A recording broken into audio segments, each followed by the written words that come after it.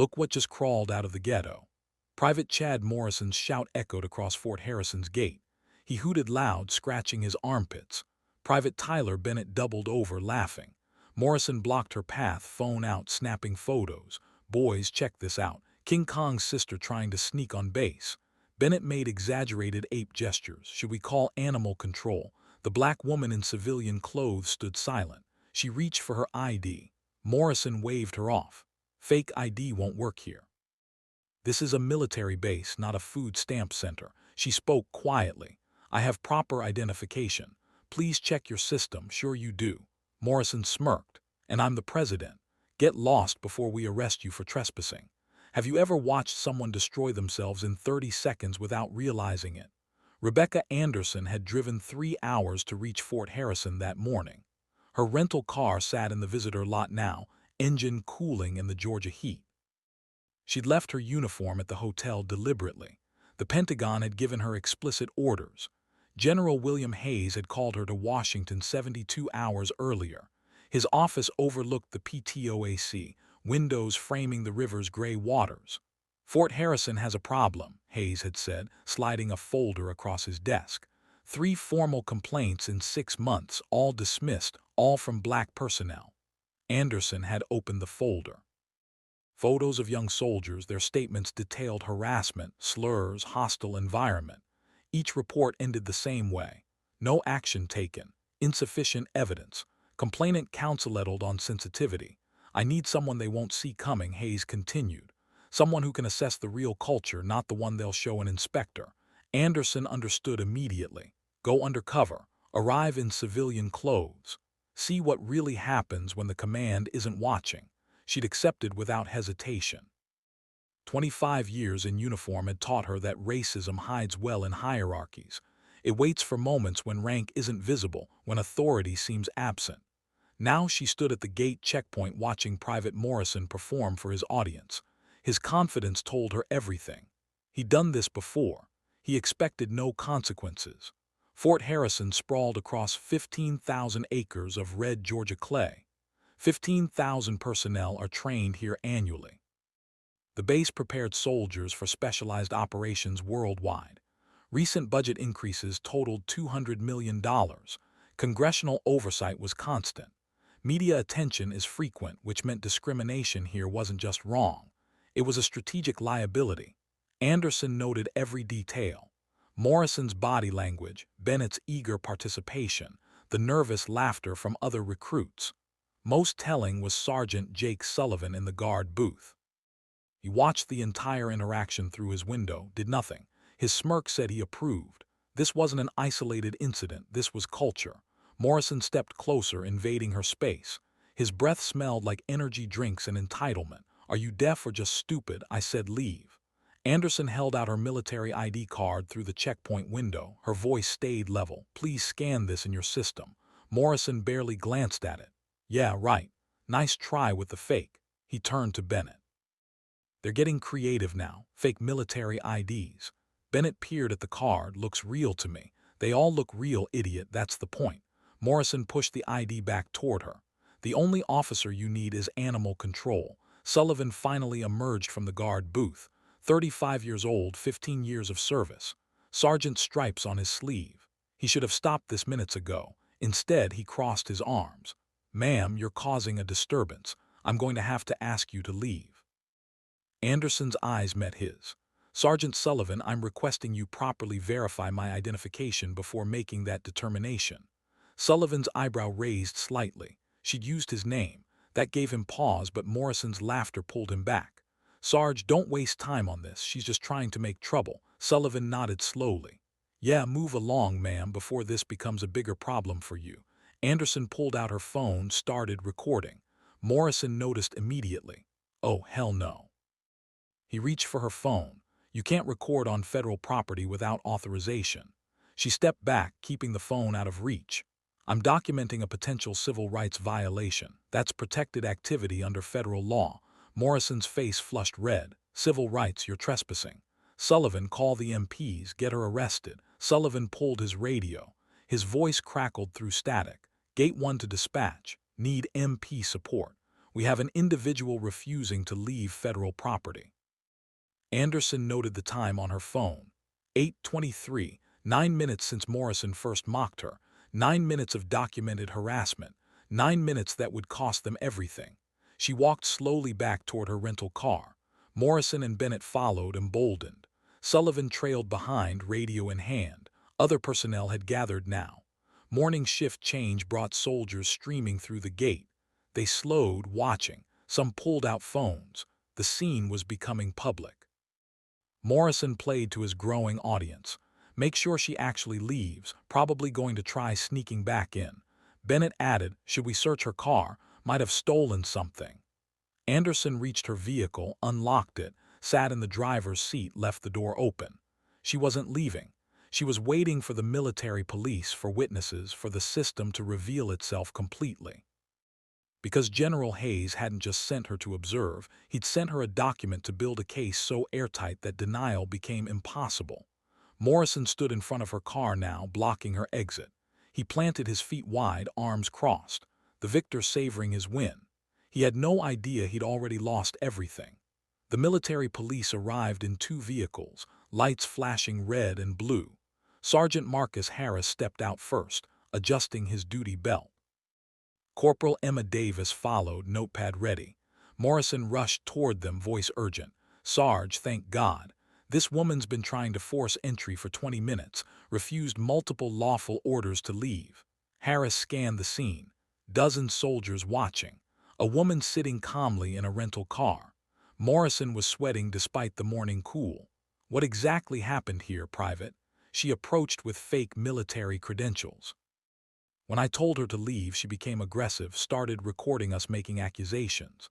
Bennett nodded hard. It's true, Sergeant. We followed protocol exactly. Sullivan added his authority. I witnessed everything. Private Morrison acted appropriately. This individual is trespassing. Harris walked to Anderson's car. She remained seated, hands visible on the steering wheel.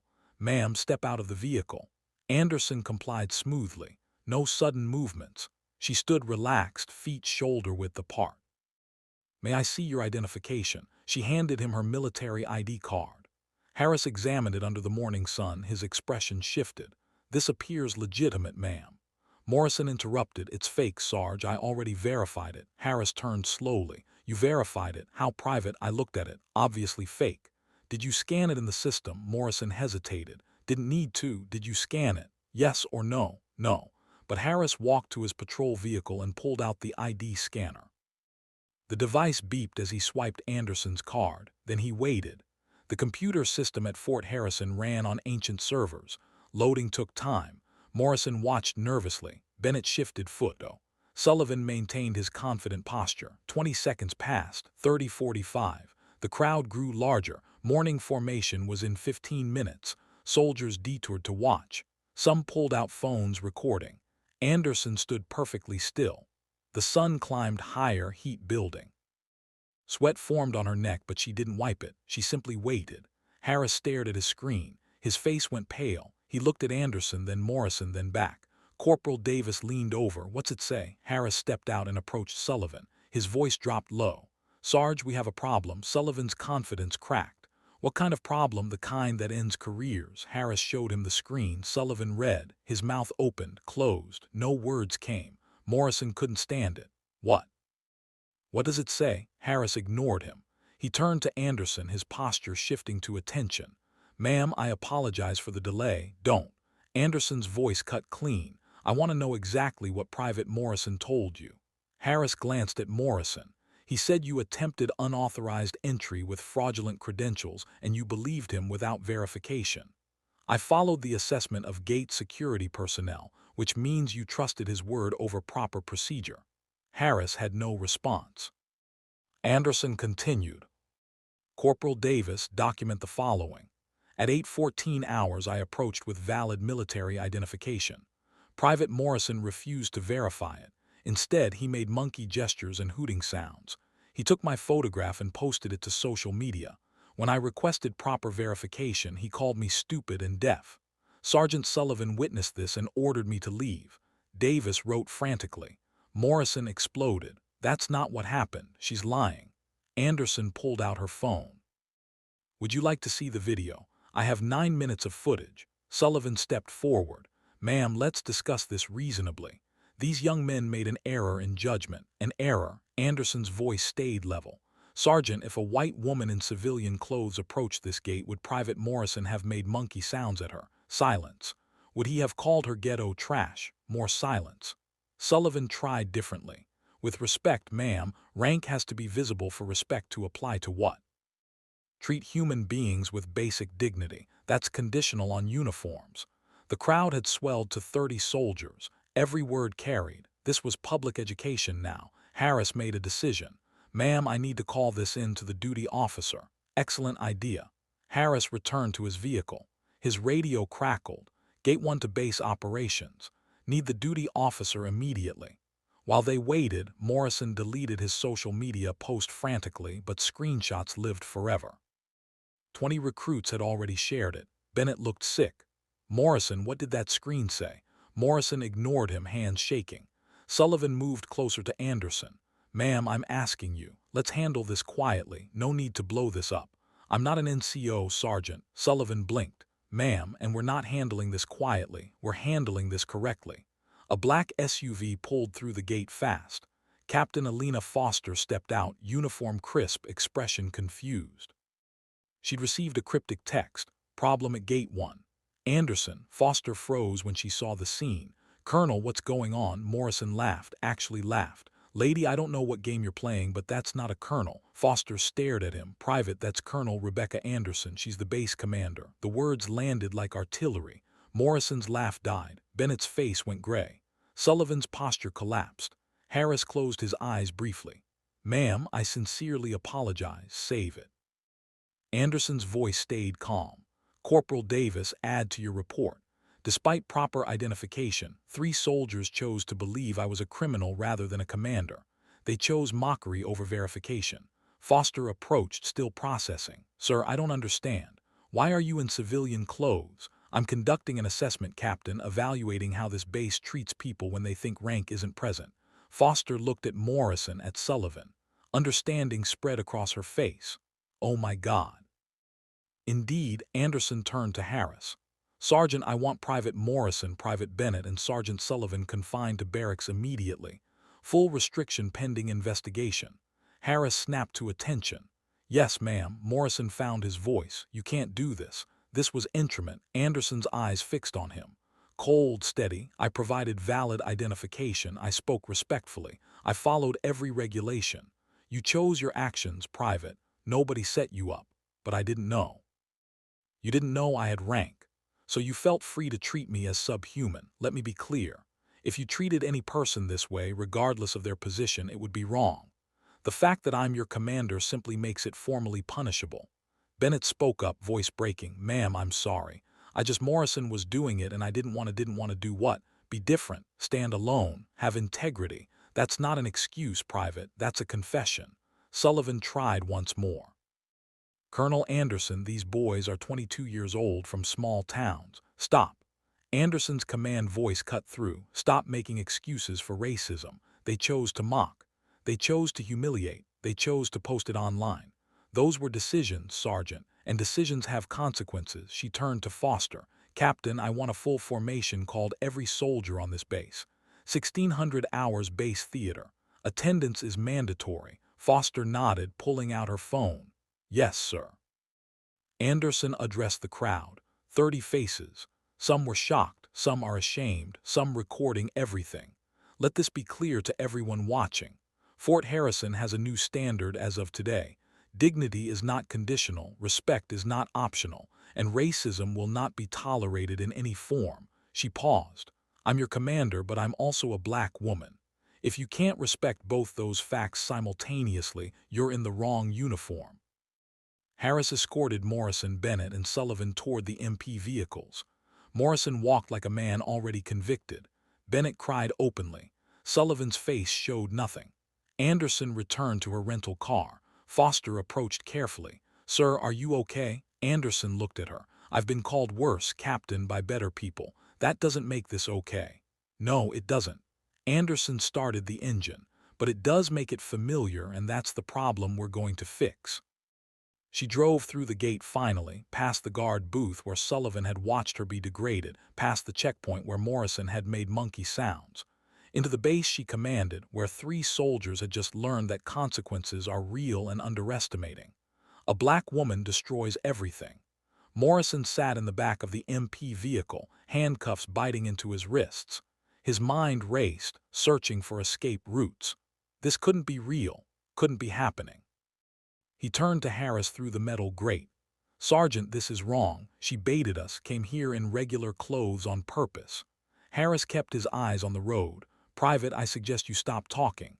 "No, listen. She said a trap. How's that fair? We were doing our jobs." Bennett spoke from the other seat, voice shaking.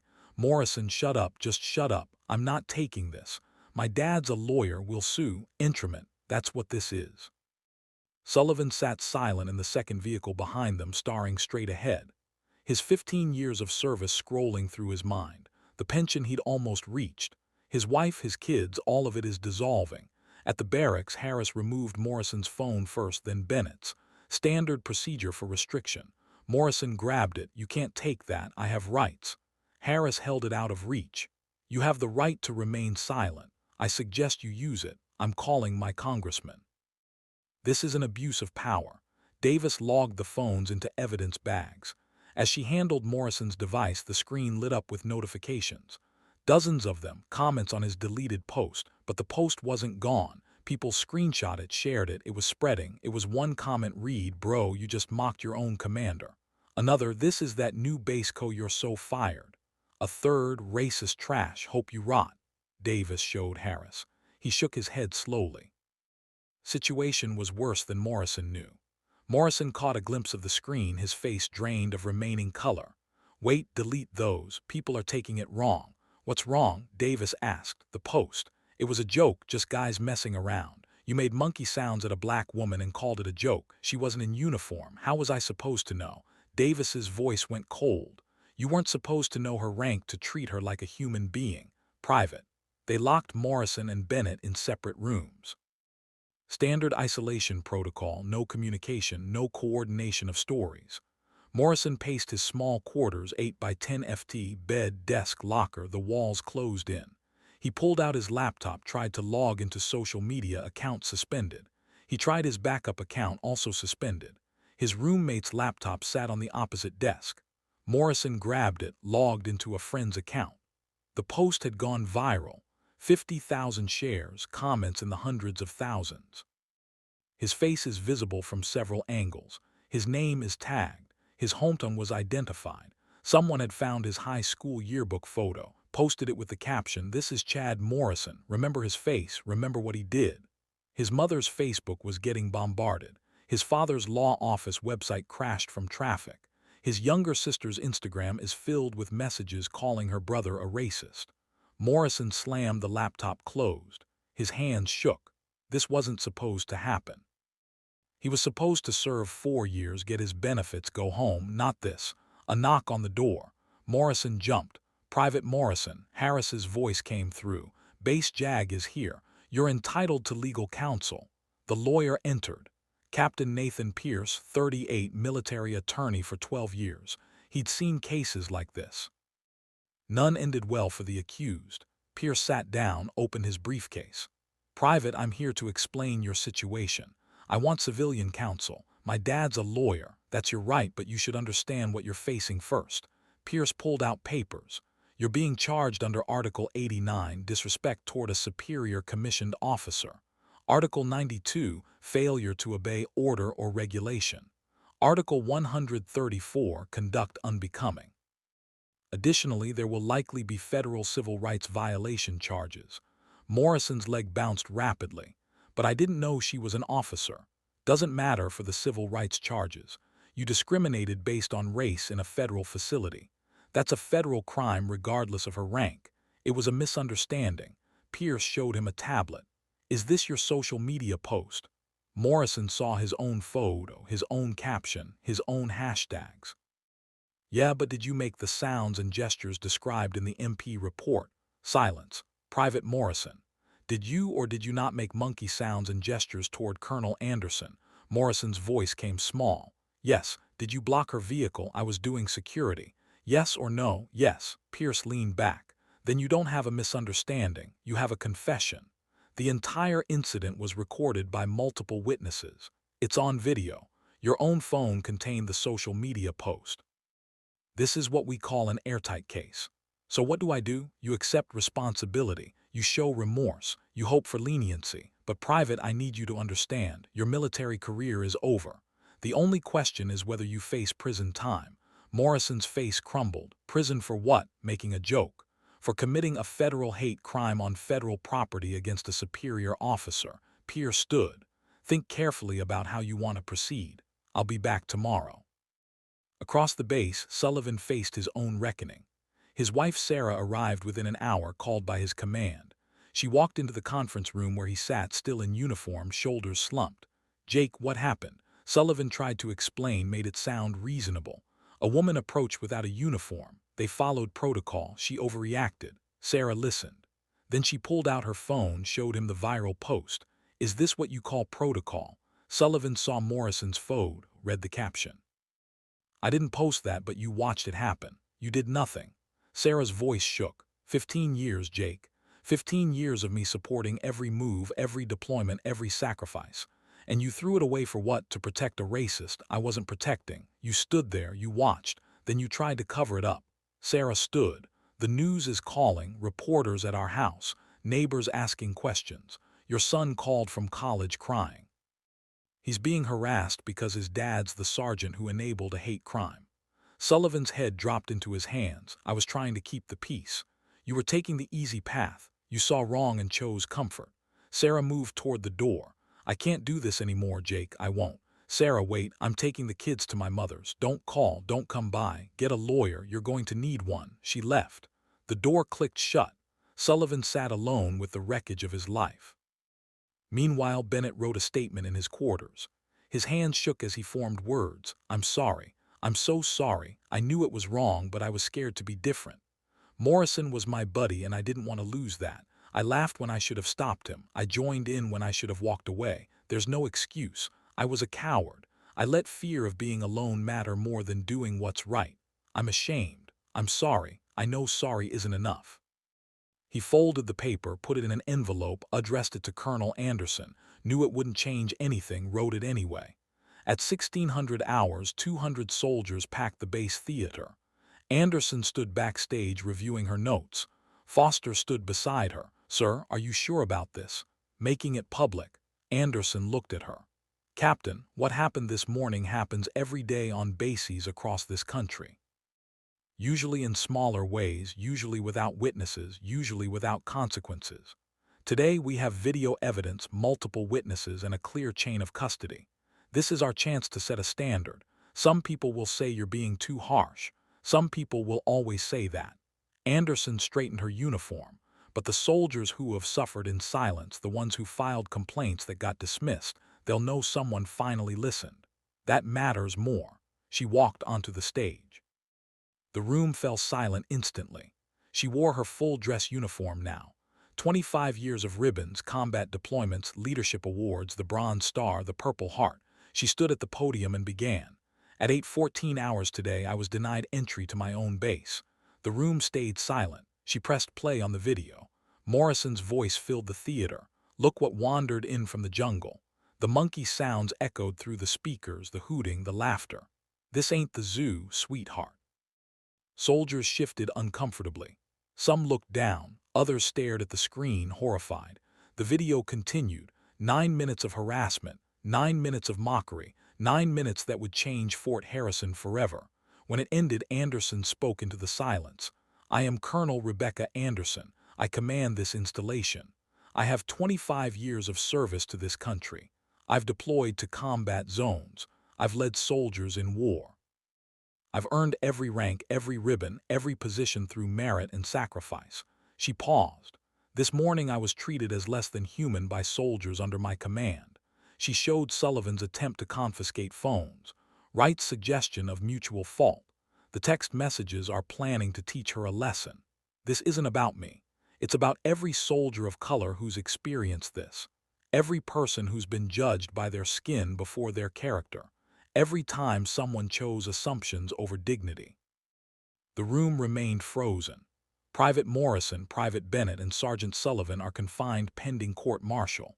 They will face the full weight of military justice. Not because I'm vengeful, but because actions have consequences and racism will not be tolerated at Fort Harrison. She let that sink in. If you cannot serve alongside people who don't look like you with respect and dignity, you are in the wrong profession. This is not negotiable. This is not optional. This is the standard. Anderson looked across the faces. Anyone who has experienced discrimination here, file a report. It will be investigated properly. Anyone who witnesses it, document it. You will be protected, that's my promise. She stepped back from the podium. The room erupted, not in applause, in murmurs, whispers, the sound of a culture cracking open. Anderson let the silence stretch. 200 soldiers sat motionless, eyes locked on the screen where Morrison's face remained frozen mid-laugh. She walked to the front of the stage. No podium between her and them now. Private Morrison, stand up. Morrison rose from his seat in the front row. His legs shook. Every eye turned to him. You mocked me. You called me a monkey. You blocked my vehicle. You posted my humiliation online for entertainment. Morrison's voice cracked. Ma'am, I didn't know. You didn't know I was your commanding officer, but you knew I was a human being. You knew I deserved basic respect. That should have been enough. She turned to Bennett. Private Bennett, stand. Bennett stood, tears already streaming. You participated, you laughed, you made the sounds with him, you said nothing when you could have shown integrity. You chose belonging over doing right, that's cowardice. Bennett's shoulders shook. I'm sorry, I'm so sorry, don't erase the video. It doesn't restore my dignity, but it's a start. She turned to Sullivan. Sergeant Sullivan, stand. Sullivan rose slowly, face blank. You enabled them. Then you attempted to cover it up. You intimidated witnesses. You tried to confiscate evidence. Anderson moved directly in front of him. You wore those stripes for 15 years. You knew better. Sullivan's mask cracked. I was protecting the base reputation. You were protecting racism. The words echoed. Sullivan had no response. Anderson pulled out a document. The charges are as follows. Private Morrison. Article 89, disrespect to superior commissioned officer. Article 92, failure to obey lawful order. Article 134, conduct unbecoming, federal civil rights violations. Morrison's knees buckled. Harris caught his arm. Private Bennett. Articles 8,992,134. Bennett nodded, accepting his fate. Sergeant Sullivan. Article 92. Article 93, cruelty and maltreatment. Article 107, false official statements. Obstruction of justice. Federal charges for destroying evidence. Sullivan's face went gray. His pension, his retirement, his family, all gone. All three of you are suspended from all duties pending court. Marshal, security clearances revoked. Base access terminated. You will be escorted from this facility within the hour. Anderson turned to the wider audience. Some of you think this is harsh, that I'm overreacting. Let me show you something else. The screen changed. Morrison's social media history appeared, posts dating back 2 years, memes about welfare, jokes about black crime statistics, comments about keeping America American. The theater gasped. This wasn't a mistake. This was a pattern, a belief system. Anderson let them absorb it. He didn't become a racist at Fort Harrison. He arrived that way. We simply gave him a uniform. Bennett's history appeared next, less extreme but present. Like posts, shared memes, silent agreement. Private Bennett says he was scared to stand alone, but look at what he stood with instead. Silence isn't innocence. Sullivan's record came last. 15 years of dismissed complaints, 7 formal reports from black soldiers about unfair treatment, all marked insufficient evidence. Sergeant Sullivan had 19 opportunities to do the right thing. He buried every single one. That's not protecting soldiers. That's protecting a system that harms them. The screen switched to a Pentagon briefing document. Fort Harrison was under investigation. The Pentagon suspected systematic discrimination. I was sent to assess command climate without the mask of rank. Today proved we were right. General William Hayes appeared on screen via video link. His stars gleamed. Fort Harrison will become a model for equality, or it will be restructured entirely. Colonel Anderson has full authority to implement whatever changes are necessary. Anyone who resists will be reassigned. His image disappeared. Anderson pulled out another document. Effective immediately, Fort Harrison implements the following: mandatory bias training for all personnel, independent oversight committee for discrimination complaints, victim advocates at every company level, anonymous reporting system with direct Pentagon pipeline, zero tolerance policy with mandatory investigation triggers. She paused. This isn't punishment. This is accountability. Anderson looked at Morrison one final time. He stood broken, face wet with tears, career destroyed. You had 30 seconds of power over me this morning. You used it for cruelty. Now you'll have years to understand what that cost you. I hope you learn, I hope you change, but that's not my responsibility. Justice is military police stepped forward. Harris placed handcuffs on Morrison's wrists. Davis did the same to Bennett. A third MP cuffed Sullivan. They were led through the center aisle. 200 soldiers watched them pass. Some faces showed satisfaction, others horror. A few showed recognition of their own biases reflected in Morrison's. The theater doors closed behind them. Anderson turned back to her command.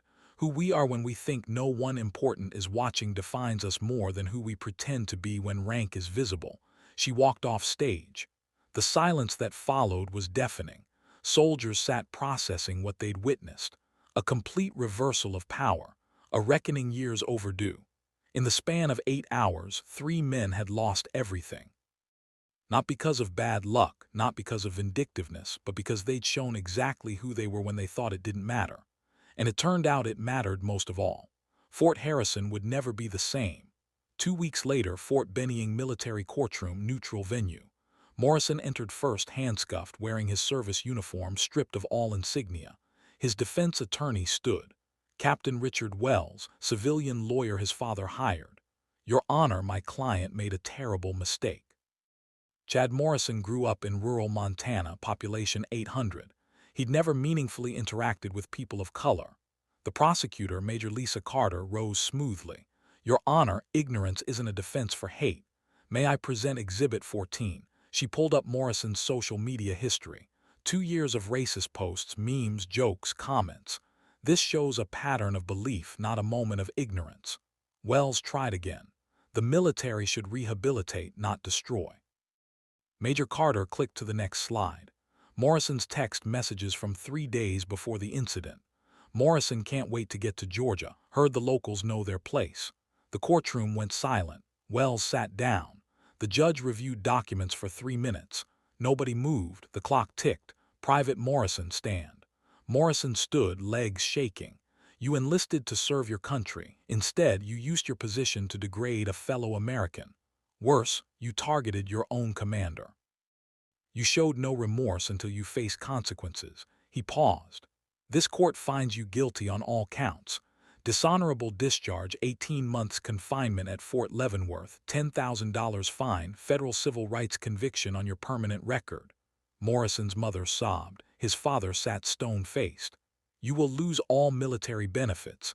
Your GI Bill is revoked. Student loans become due immediately. You cannot own firearms. This conviction will appear on every background check for the rest of your life. Morrison's legs gave out. Guards caught him. Do you understand these consequences? Yes, sir. Barely audible. Do you have anything to say? Morrison looked at Anderson in the front row. I'm sorry. I destroyed my life in 30 seconds because I thought someone's skin color made them less than me. I was wrong. The judge nodded. You were. Take him away. Bennett's trial followed. His attorney negotiated a plea deal. Your Honor, my client accepts full responsibility. He's undergone voluntary counseling. The judge looked at Bennett. Private Bennett, you had a choice. You chose wrong, but you owned it quickly. Bennett stood. Sir, I knew it was wrong when I did it. I was a coward. I let fear of being different matter more than being decent. The judge's expression softened slightly. Guilty on reduced charges. Bad conduct discharge. 6 months confinement. Mandatory diversity counseling upon release. You're young. You have time to become better. Use it. Bennett's voice broke. I will, sir. I promise. Sullivan's trial lasted 3 days. Witnesses detailed his 15-year pattern of dismissing complaints. His attorney argued duty. Sergeant Sullivan maintained unit cohesion. Major Carter called Specialist Marcus Williams to testify. Black soldier, 23 years old. Specialist Williams, tell the court about your complaint. Williams spoke clearly. Sergeant Sullivan was my squad leader. I reported another sergeant calling me slurs. Sullivan told me to stop being sensitive. 2 weeks later, I was transferred. The sergeant who harassed me got promoted. 3 more soldiers testified with identical stories. The judge's verdict was swift. Sergeant Sullivan, you betrayed everything the NCO Corps represents. You enabled hatred. You silenced victims. You obstructed justice. Sullivan stood at attention, face stone. Dishonorable discharge, 24 months confinement, reduction to E1, forfeit of all pay and benefits including your pension. Sullivan flinched. His pension 15 years, $500,000 lifetime value gone. Your wife has filed for divorce. Your son requested a name change. You did this to yourself. This court is simply acknowledging what you already destroyed. Sullivan was led away. No tears, no words, just hollow eyes. Colonel Wright's hearing happened behind closed doors. Forced retirement at reduced rank. Loss of 1 star's pension value, permanent censure, Pentagon statement. Colonel Wright failed in the most basic duty of command, protecting those under his authority. Morrison's family issued a statement. We raised him to be better. We support the sentence. We're ashamed.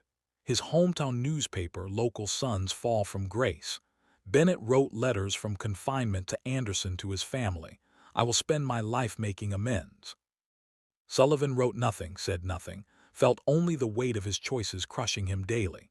3 men, 3 destroyed careers, 3 shattered lives, all because they chose cruelty over dignity in a single morning. 3 weeks after the courts-martial, CNN ran a special report.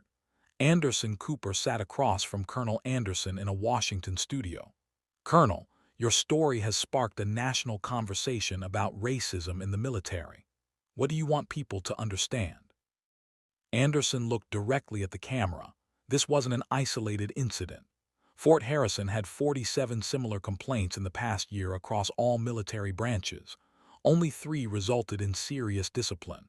Cooper leaned forward. 3 out of 47. Correct. Most were dismissed as personality conflicts, cultural differences, misunderstandings. Anderson's voice stayed measured. But when you see the pattern, you understand. The system protects perpetrators more than victims. The segment aired during prime time. 15 million viewers watched. By morning, it had 20 million views online. Congress noticed immediately. Representative Sarah Mitchell from California requested emergency hearings. House Armed Services Committee convened within a week. Anderson testified under oath. Television cameras captured every word. Madam Chairwoman, members of the committee, I come before you not as a victim, but as a witness to systematic failure. She presented data, charts, graphs, documentation spanning 5 years. In 2020, the military received 412 formal discrimination complaints from black service members. 63% were dismissed without investigation. Of those investigated, only 8% resulted in disciplinary action. Representative James Collins from Texas interrupted. Colonel, don't some complaints lack merit? Some do, Congressman, but when 63% are dismissed without investigation, we're not separating valid from invalid. We're simply ignoring them. She clicked to the next slide. In civilian federal agencies, 32% of discrimination complaints proceed to formal investigation. In the military, 12%. We hold ourselves to a lower standard than the institutions we protect. The committee room buzzed. Anderson continued. Private Morrison didn't become a racist at Fort Harrison. His social media showed 2 years of hatred before enlisting. Our screening process missed it. Either way, we failed. Representative Mitchell spoke. What changes would you recommend? Mandatory independent oversight of all discrimination complaints. Fast-track investigations with 30-day completion requirements, victim advocates at every installation, anonymous reporting systems that bypass the chain of command, and consequences for leaders who enable discrimination. She paused. Sergeant Sullivan dismissed 19 complaints in 15 years. He was promoted 3 times during that period. Rewarded his silence. That has to end. The hearing lasted 6 hours. By evening, the Secretary of Defense issued a statement. The Department of Defense will implement Operation Equal Service. Colonel Anderson will lead the task force. Changes came swiftly.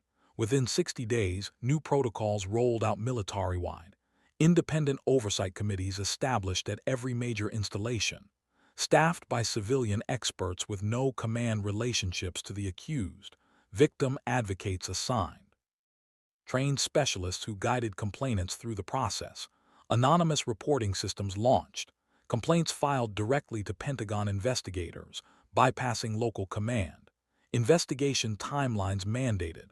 30 days for preliminary findings, 90 days for completion. No exceptions without written justification. Promotion boards restructured. Officers and NCOs required to demonstrate inclusive leadership. Past discrimination complaints reviewed during promotion consideration. But the media coverage didn't stop with policy changes. 60 Minutes produced a special episode, Racism in the Ranks. The Colonel Anderson story. They interviewed Anderson, showed the gate footage. Morrison's monkey gestures played on national television. The segment interviewed other soldiers, Black, Hispanic, Asian, all with similar stories, all dismissed, all silenced. One sergeant described being called slurs daily for 6 months. His complaint marked insufficient evidence despite witnesses. Another described being passed over for promotion repeatedly while less qualified white soldiers advanced. His complaint was labeled personality conflict. A female captain described harassment combined with racial slurs. She was counseleded for lack of resilience. 60 Minutes showed Morrison in prison. Orange jumpsuit, hollow eyes, broken. I thought it was funny. Morrison told the interviewer, I didn't see her as a person. I saw her as less than. That's the truth I have to live with now. The segment ended with Anderson at Fort Harrison walking through Dignity Gate, the new name for the checkpoint. A bronze plaque mounted there. Enter with honor, serve with integrity, respect all who sacrifice. Anderson touched the plaque. This is for every soldier who's been made to feel less than. Every person who filed a complaint was ignored. We see you. We believe you. We will act. The episode drew 22 million viewers. Highest-rated news program of the year.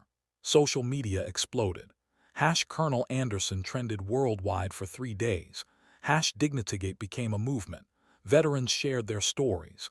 Hundreds, then thousands. The dam broke. A Black Navy commander described 20 years of subtle discrimination. Finally resigned in frustration. A Hispanic Army major detailed being asked repeatedly if he was legal despite being born in Texas. An Asian Air Force captain described being told she got her position because of quotas, not merit. Despite graduating top of her class, the stories poured in. Undeniable, overwhelming, systematic. Congress responded with legislation. The Military Justice Improvement Act expanded mandatory training on implicit bias, required diversity metrics in evaluations, established civilian review boards, President's statement from the Oval Office. This behavior has no place in our military or our nation. We defend freedom abroad. We must practice equality at home. Fort Harrison transformed completely. Anderson remained commander. The base became a pilot program for integration excellence. Every soldier underwent real implicit bias training. Scenarios, role-playing, uncomfortable conversations about race and assumption. Monthly town halls became mandatory. Soldiers could speak freely without fear. The anonymous reporting system logged 43 complaints in 90 days. Every single one investigated properly. 12 resulted in discipline. 14 in additional training. 17 found unsubstantiated but taken seriously. Within 1 year, Fort Harrison went from highest discrimination complaints to 0, not because discrimination disappeared, but because culture changed, because soldiers knew reports would be taken seriously, because consequences became real. Other bases noticed, requested Anderson's protocols. The Pentagon made them standard. The Anderson Protocol, a framework for accountability, for dignity, for justice. Morrison's viral post became a training tool shown to every recruit during basic training, a cautionary tale about assumptions and consequences. Bennett spoke at high schools as part of his sentence, court-ordered presentations. I knew it was wrong. I laughed anyway. I wanted to belong more than I wanted to be good. That's the choice that cost me everything. Sullivan served his time in silence. Released after 20 months, emerged to nothing. No family, no career. He worked construction at 39, studio apartment, bus commute. His son graduated from West Point, didn't invite him, had changed his name legally. Sullivan's legacy was cautionary. 15 years erased by enabling hatred. The military examined itself, faced failures, chose transformation over denial. Anderson's reforms became policy. Her courage became standard. 6 months later, Colonel Anderson's office at Fort Harrison. Early morning light filtered through the windows, casting long shadows across her desk. The walls told a different story now. Photos of integrated unit training exercises, diverse leadership teams standing together, Pride Month celebration on base, MLK Day ceremony she'd established personally. Anderson stood at the window looking down at Dignity Gate, the checkpoint where everything changed, where 3 men destroyed themselves in 30 seconds. She spoke quietly, words meant for herself but captured for history. People ask me if I regret going undercover that day, if I wish I'd arrived in uniform, avoided the humiliation. She turned from the window. I regret nothing because that morning revealed a truth we needed to see. Racism doesn't announce itself with burning crosses anymore. It hides in jokes and assumptions, in the comfort of looking the other way. She walked to her desk, touched a framed photo, her mother in Vietnam-era uniform, her father in Desert Storm fatigues. Private Morrison didn't become a racist at Fort Harrison. He arrived that way. We simply gave him a uniform and authority. Sergeant Sullivan didn't wake up deciding to protect hatred. He'd made those small choices 1,000 times before in smaller moments. Anderson sat down, hands folded. The system failed because good people stayed silent. Because it's not that bad became permission, because boys will be boys excused what should have been inexcusable. She looked directly ahead, as if seeing through the camera to everyone watching. But here's what I learned. Justice isn't about revenge. It's about accountability. It's about saying clearly and loudly that some lines cannot be crossed without consequence. Her voice strengthened.